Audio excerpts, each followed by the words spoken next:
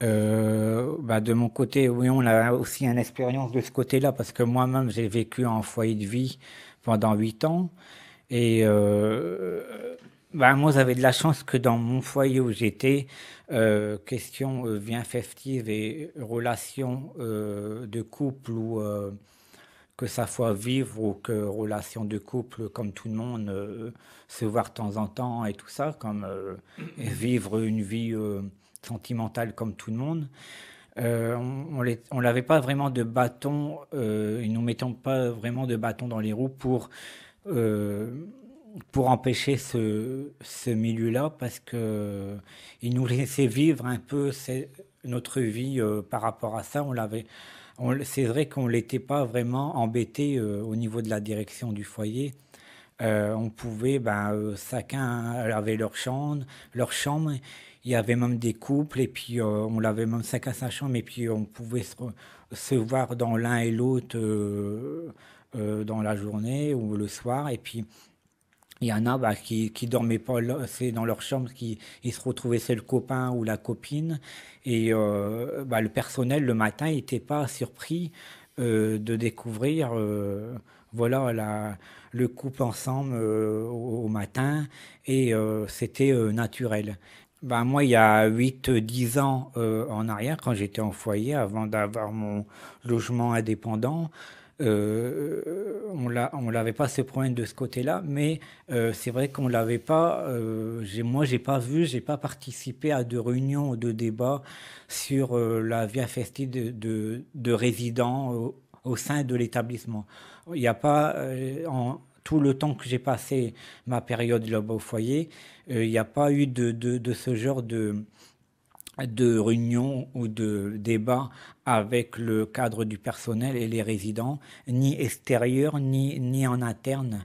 Et, euh, et moi, j'ai vécu, puis normalement, et puis sans qu'on vienne me dire ceci ou cela. Et question de contre-infection, de protection, de maladies transmissibles et autres. C'est vrai dans cette période-là, il y a 10 ans en arrière, c'était encore dans les débuts de, de la conversation, la vie affective sexuelle des personnes en situation de handicap.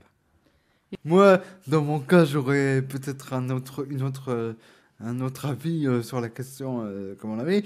Comme je vous ai dit hors antenne, j'ai déjà essayé dans diverses institutions de faire des débats avec diffusion de films pour essayer justement de développer cette question au cœur des établissements concernés.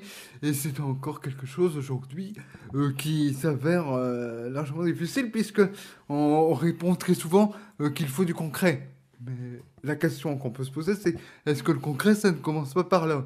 C'est-à-dire, de quel concret parle-t-on? Je veux dire, pendant qu'on me dit ça, on ne me dit rien de plus. Je veux dire, il n'y a pas d'argument pour étoffer ce que peut être le concret. Maintenant, pour être clair sur cette question, il faut savoir que, par exemple, mon collègue parlait de la Fertiès d'Arras, euh, un endroit auquel on a pu déjà intervenir. Il y a tout un courant de professionnels qui se prénomment eux-mêmes les pro-sexe, c'est-à-dire le courant pro-sexualité, c'est-à-dire que pour eux, ça fait partie de leur cursus de réflexion en tant que professionnel et ils se battent pour le démocratiser au sein même des institutions. Mais il y a encore tout un courant, si vous voulez, qui qui a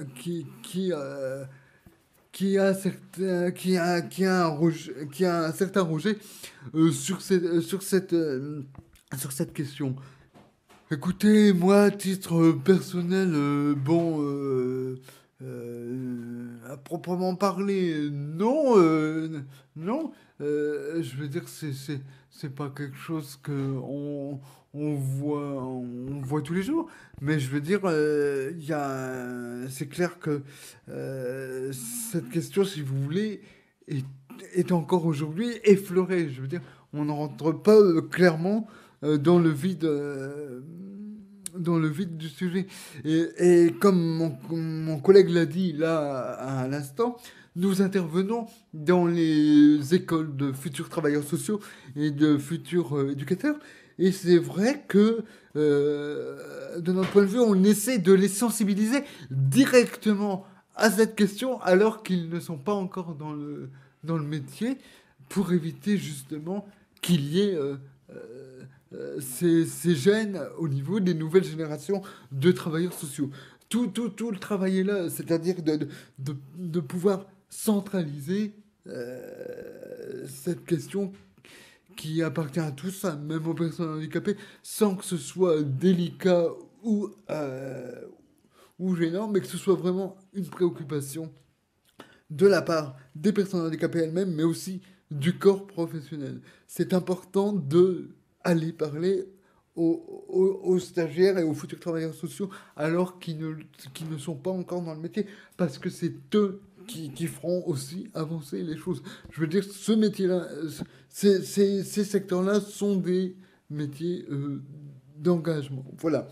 Et, Et il faut savoir à l'heure actuelle que, par exemple, avoir des enfants, être parent en institution, c'est encore à l'heure actuelle quelque chose qui est très mal vu. C'est-à-dire que quand vous avez, quand votre compagne est enceinte, la chose que vous devez faire, c'est trouver un logement à l'extérieur de l'établissement. Ça veut dire que la personne qui n'aurait pas les moyens de pouvoir s'occuper de son enfant autre que dans l'établissement, et ben finalement, ça veut dire quoi? Ça veut dire que il ne recourt d'aucun autre appui que la sortie extérieure. Voilà, alors je crois que y a cette question de parentalité qui est ma foi, très importante, hein, qui, en tant que personne handicapée, n'a pas envie d'être parent. Et là, je m'adresse aussi aux gens homosexuels, puisque il y a une loi qui vient de passer récemment, et c'est très bien. C'est le mariage pour tous. Et je crois que ça concerne aussi les personnes handicapées. C'est-à-dire que même si on a des difficultés motrices ou même mentales, parce que je veux dire, il y a même des parents handicapés atteints de troubles mentaux qui ont la faculté d'être parents. Le problème, c'est que la politique actuelle, il y a une contradiction. D'un côté, on dit oui, il faut intégrer la personne handicapée dans l'aspect sociétal, mais d'un autre côté, on dit ils n'y arriveront pas sans nous.